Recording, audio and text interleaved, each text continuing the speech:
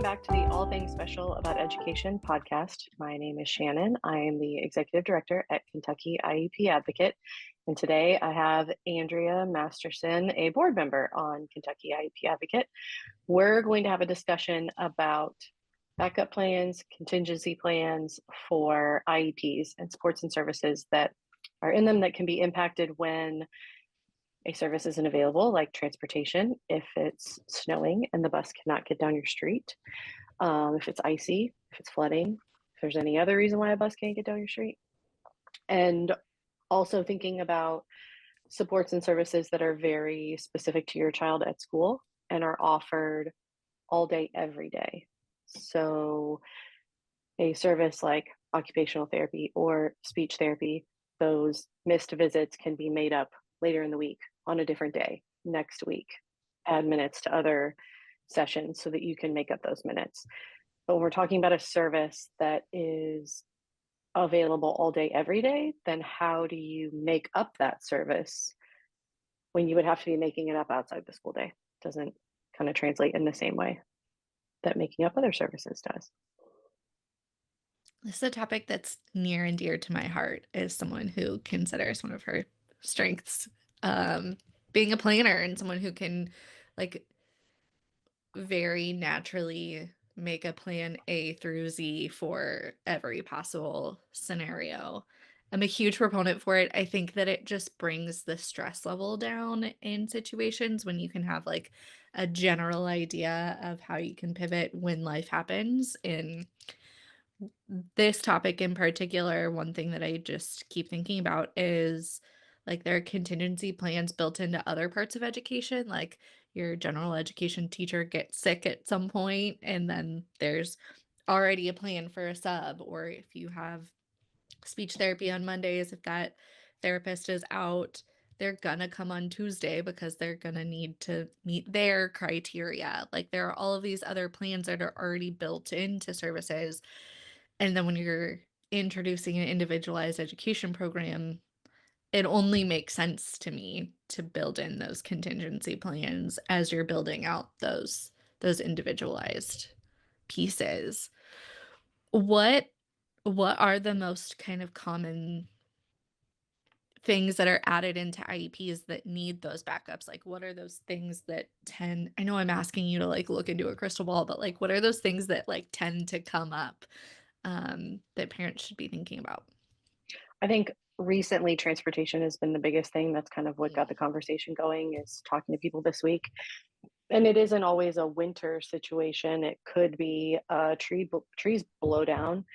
You know, we live in neighborhoods that have old trees, and that can happen. So flooding also a possibility. There could be lots of reasons why not every street is passable. Not every street is accessible to buses. Um, so that's kind of what got the conversation going. And when you're looking at like a makeup plan, you don't really need to make up special transportation. When special transportation is added to an IEP, it's because the student requires a different kind of transportation in order to access education, and that in order to access school.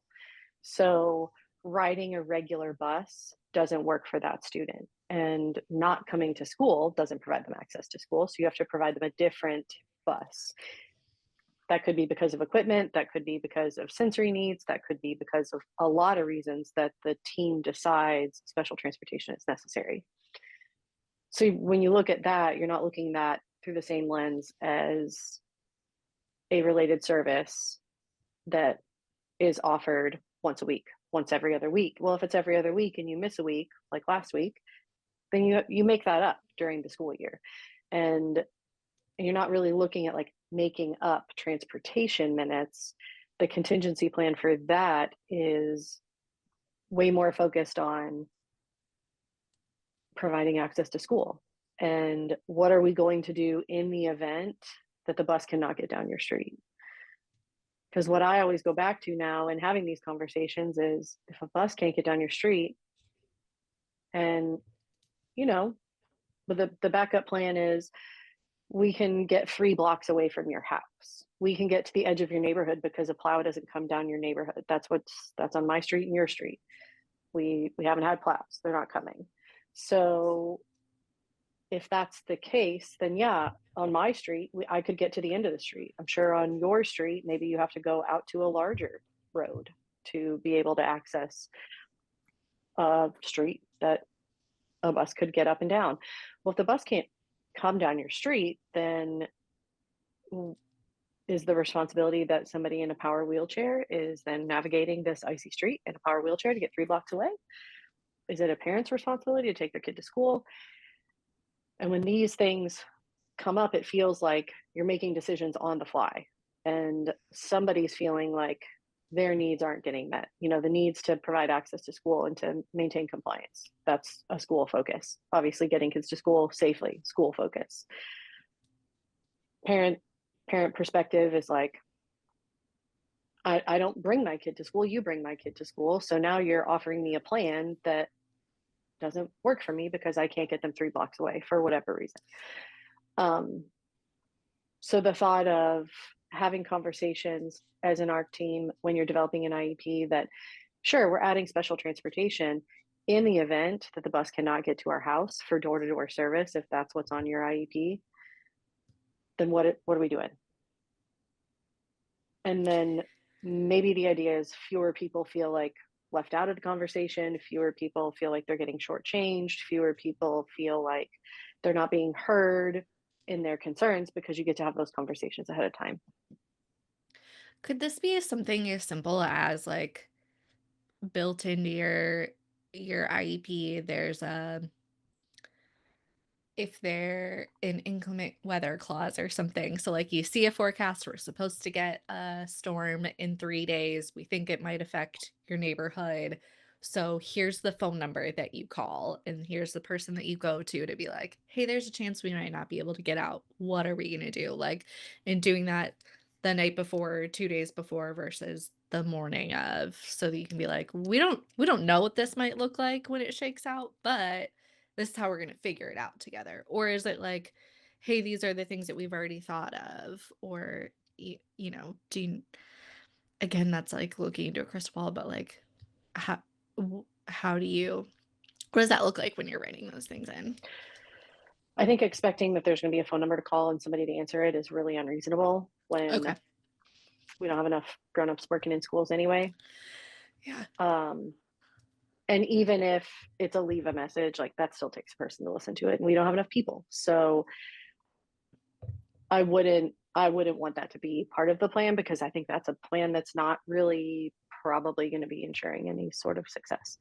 Um, and I don't know in the end, we're talking about a snowstorm that we haven't had snow on the ground for Right. whatever 10 days in a row for who knows how long. I don't even know, much longer than I've lived here, certainly longer than you've lived here. I keep Yeah. hearing people talk about 1994. Okay, guys, that's 30 years. Yeah. So I think there's also a point to be made a little bit about like this is just one of those once in a 30-year situations. Um, but a road that doesn't get any sun during the day and doesn't get any salt or a plow could become icy, maybe not in a once in a 30-year weather event. Um, Yeah. so I think that knowing what is the process for communication. Mhm. So, sure, is there a bus line that you could call? There is a transportation phone number. I know lots of the people that I talk to have their bus driver's phone number, especially for special transportation because it's a smaller amount of students and sometimes a student takes longer to like get on the bus. You might be running a little bit late. And Yeah. I think that parents who have students on special transportation can sometimes have a different relationship with that bus driver. Mm. So maybe the contingency plan is I'm going to let my bus driver know that it's probably not safe for you to drive down my street. So I'm going to meet you here. And then you already know that's going to be the plan. If you know that your street is, you're not able to get down it, then you already know the responsibility is, hey, text the bus driver and say, I'll meet you at, wherever 2 blocks away at the edge of our neighborhood or something. maybe that's the same thing that's happening now, but the fact that that has already been discussed and that's already put in place and you already know that that's the plan feels a lot different than a bus, just you getting a message from the bus driver or you seeing a bus down the street and them just waiting and then being like, "Oh, I guess you're not coming." Yeah. And like, "No, we're not coming because you picked me up at my driveway and somebody comes to my door to get my kid." Yeah. So that's when the expectation is, I know I got to get you from point A to point B. How safe is that? If it's not safe for the bus, I question like, what are we really doing here? But Yeah. that's a different story anyway. Um, or it's just the contingency of like, hey, ahead of time, I understand if the bus can't get down my street, a car can. I've been going in and out of my street. I take it super slow. I'm much smaller than a bus, so I can got a little more room for play if cars are parked on the street. So maybe the contingency plan is, hey, I understand in the event that this happens, I'm going to bring my kid to school because I don't want him on a bus with you. I don't want her on a bus in a situation that may not be safe. But again, Yeah. those conversations happen ahead of time. So it doesn't feel like, well, if you want him to come to school, you better bring him. And yeah, just to mention, but not discuss, if the plan is to go to school, I think it's really important that we make a plan for everybody to be able to get to school.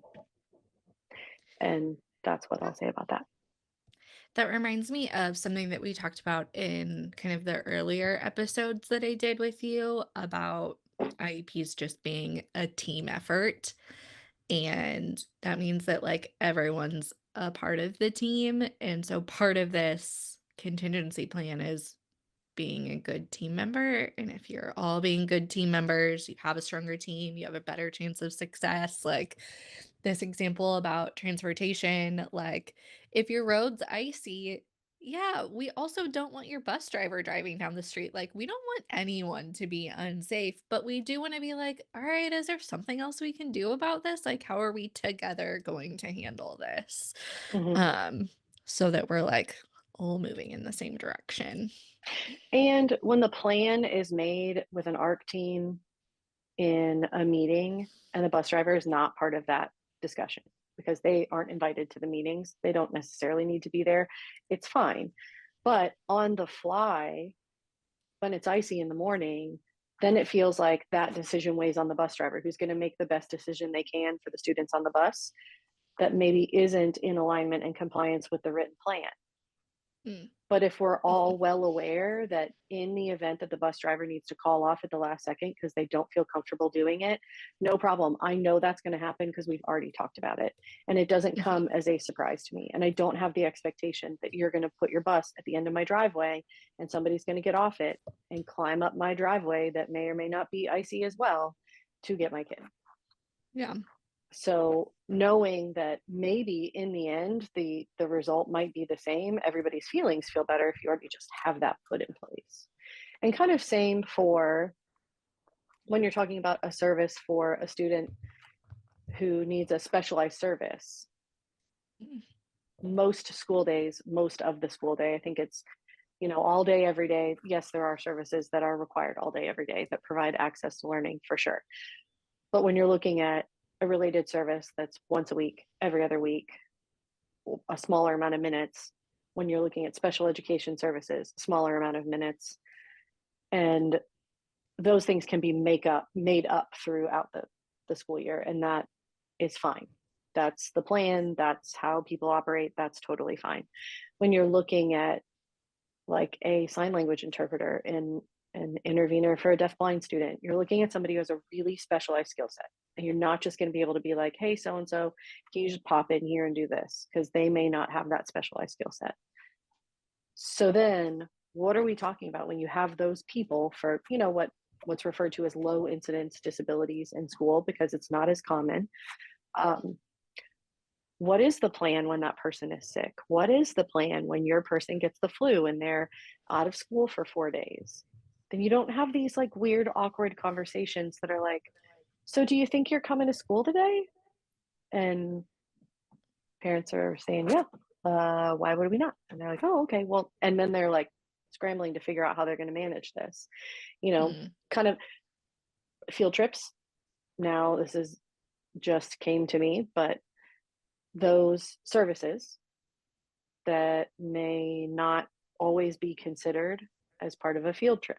So, special transportation you can have for field trips. That's pretty self explanatory. Pretty sure on an icy day like this, they're not going on the field trips.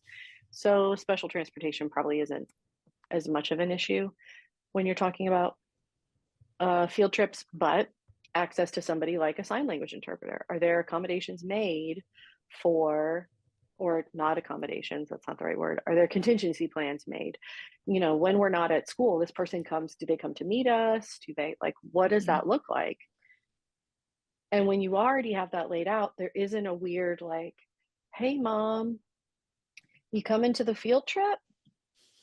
Mm. Because if that's the case, then, like, oh, you're coming, then maybe it makes sense that if a parent can sign that they're providing their kid access Mm. because they know their kid. That's appropriate. I don't have a problem. I think that makes really good sense, especially if a parent wants to go on a field trip. Yeah. But the expectation of, like, if you're there, then we're not providing this service. But we also don't want to say that, like, we're not. So then it is this weird, do you think you're coming? Do you think you're staying the whole time? When Mm. really the expectation, could we have this conversation ahead of time? Hey, when you take a full Yeah. day field trip, I'm gonna go. And then they know, and that makes sense. When your specific person who has that specialized skill set for your kid is sick. Okay, so what happens? We try to get somebody in there as a backup. We know they're not going to have the same skill set. But here's the plan and this is what we're going to do. And so is that as good as the specialized person who was there every other day? No. But can we all agree that this is the best plan that we could put in place and you've already agreed on it? So there isn't any of that, like, weird feeling about whose responsibility is it going to be? How do we do this? How do we still provide access to education without the person? Mhm. And I these are conversations, first of all, that are not generally had. So you may be met with, like, a, well, we've never done that. Okay, Yeah. cool. Why can't we do it now? And Yeah. That goes back to my team analogy again of, like, who's your backup quarterback? Like, we build these contingency plans into all other different fields and aspects, like, you have a backup quarterback, you have an understudy in a play, you have a substitute teacher, you've got all these things, like, all right, who's your backup quarterback for when your intervener gets the flu? mhm. What do we what are we at least reasonably trying to do here? Right, and just knowing that in that situation, you know what, there's professional development, and sometimes those professional development classes for those super specialized people aren't always offered on the same professional development day that everybody else is, because it is specialized and there's fewer of them offered. So, that happened. I do continuing education for my own license, and there are days where I'm like, "Hey, guys, I'm not working on Thursday because I gotta go to this thing." And I don't have the same responsibility to make up services that a school does, but it's reasonable to think that that is a possibility and that that could happen. Um, so I think knowing that, knowing a good way to approach this conversation is really helpful. Knowing a good way to bring it up, something we have talked about in previous episodes a lot, something that Nick talked about in our last episode, Nick Caprino, the attorney, keeping all of your communication in writing. Yeah. So, setting out these expectations in writing. Next time you have a meeting to discuss your IEP and making changes, then a formal written request to discuss contingency plans for special transportation and whatever service your kid may be getting. And you don't need to go in there and feel like you have to solve that problem, but it is opening the door. Like, my formal written request is that we talk about this and we create a plan. Sure, this isn't something that happens very often, and it's not something that's added into an IEP very often, but why can't it be? Mhm. And so what? We have a 20-minute conversation and we never have to use the plan. Sometimes that happens. Yeah. Also, maybe you have a 20-minute conversation and it saves a whole lot of miscommunication later on in the school year, and it And can all just be taken care of. stress. Like, if you think that something you already are in a stressful situation, life's already stressful and chaotic enough without all of these other things, this once in a 30-year snowstorm, like, there are all of these things that already happen, but, like, if you can go back to your notes or your emails or whatever and be like, all right, but we have a plan. We've got something. I know who to call. I know who to email. I know that like someone's in my corner that's going to help me figure this out. And like, because at the end of the day, it's all about just like trying to get your kid educated. Like, if we just remember we're all working toward the same goal, okay, I'm maybe like a half a step less stressed because I'm like, all right, I like kinda know who to call in an emergency. I've got a fire escape plan or what a tornado, we practice all these drills, let's also apply those to other parts of our lives. Yeah, I think that's a really good point.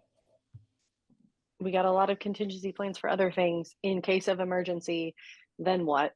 Yeah. And yeah. And the people that have the need for these plans, more often than not, first of all, are small, we're talking about low incidence disabilities. So we're Mhm. already talking about the population of students with IEPs is, 10% of the school district. And then you've got an even smaller percentage that have special transportation. You have an even smaller percentage that have these specialized services that happen for the most part all day, every day. Um, but reasonably, we're all interacting with all these people in the community, hopefully, um, and at school. So while sure, maybe at school this is one or two people, those one or two people are really important, and they're really important because they are students in your school, but they're also really important to everybody else who goes to school there. And when you're talking about a low incidence disability, a little counterintuitive, low incidence, high need a lot of times. Mm, mhm, And when you have a high support need kid in general, and they require a different kind of transportation or they require more supports and services at school because they have a high need for them, um, we're just really piling on. Like, this is just another layer of stress that mhm. maybe doesn't have to happen in the same way. Yeah, yeah. If we can lower the stress, why not do it? If we can provide Hmm. something, why not do it? And to have the conversation ahead of time, yeah, it's the district's responsibility to provide transportation if it's listed in your IEP. So they're providing that transportation. Is it the parent's responsibility to have the kid ready to go to school? Okay, so what does ready mean? Does ready mean at the door, ready to get out, at the end of the driveway, ready to get on the bus, at the end of the street? And does that ready need to look different in different times? And how do we do that? And I Yeah. think that having conversations ahead of time, maybe, I don't think it eliminates, it probably doesn't because these are stressful situations. I get stressed driving down my own street anyway. But Yeah. these are stressful situations, but maybe it reduces the amount of times that awkward, uncomfortable conversations happen between the bus driver and the aide and the parent. Because in that moment, those are the people who are stuck making decisions, Mhm. and nobody knows what to do. And nobody wants to be responsible for something bad happening because the road conditions are terrible. Right. But Similar maybe it to makes it this, a little bit less awkward to be like, all yes. right, well, I already know my team. Feel like I can kind of talk to them. I feel like, I know my bus driver and I can go out and say hi and be like, hey, how are we going to figure this out together? Hmm. Hmm. Yeah. And having a plan ahead of time is always, I mean, real witch coming from me. I understand I'm not always the best planner in the world or a planner ever, but it is nice when there's one put in place. It's also nice when somebody else creates it for you and you can just follow it. And maybe that's how a bus driver would feel. Yeah. And just knowing, I use the analogy all the time like, we're all moving toward the same end goal. We're all following a roadmap to get to that same end goal, but like you're gonna have detours, you're gonna have construction, you're gonna need gas, you're gonna need to stop and go to the bathroom, you're gonna need a snack. Like there, maybe you're gonna stop and see your friend along the way. Like there are all of these different detours. Some you can plan for, some you can't. But like at the end of the day, we're all gonna end up at the same vacation hotel or whatever that is, like we're all Same going to the school. same place. We're all going to We're the same all going to the school. same school. Yeah. And the goal is to get there in one piece safely. Safely, everyone safe. That's the end goal. We're not trying to like put anyone out. We're trying to like do what's best for everyone and be good teammates. And I think having conversations when, we haven't been buried at home in ice for a week plus Yeah. is not the best time to be trying to figure this out because Right. nobody's happy about what's going on. Even if you love snow, I don't like it, you like it. I'm sure we're both going a different amount of crazy, but over it. Yeah. So it's, you're not having these conversations in the emergency. It is happening in a time where like everybody can be cool, calm, and collected when discussing it, which Yeah. is helpful. And you're not having Yeah. that discussion about, your person isn't coming to school today, so we can't provide access to education, but we're also not telling you not to come. So we need to know if maybe you'd like to make the decision not to come, or maybe we have to figure out what to do, but it's not going to be good enough. And then, and in that real time of parent wants their kid to go to school, school's not ready, what are we supposed to do? Well, we could solve part of that problem and at least come to an agreement of a workable plan ahead of time before that ever happens. Yeah. And just generally, like when your brain's working better, when you're not under extra added stress, like when you're not in the heat of the moment. Yeah, Yeah. always cooler heads prevail. Isn't that what they say? Sometimes I get those sayings wrong, so I don't know. I don't know if I've ever heard that, but I really like that. Could have made it up too. Don't know. Who Let's knows? go with it. All All right. right. Thanks for a discussion about contingency plans and backup plans. Yeah. Appreciate it. Thank you,